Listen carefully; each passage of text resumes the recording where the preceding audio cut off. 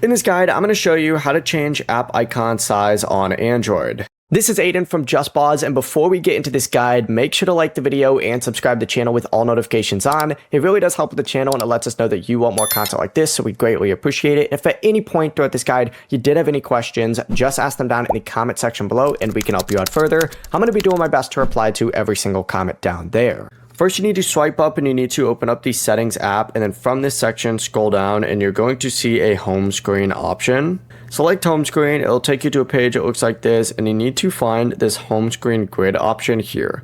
Select it, open it up, and you can actually customize it a little bit on here. If you make it so that there is fewer rows and columns, it's going to make the app icons larger, while choosing more rows and columns will make them smaller. So select whatever size you want.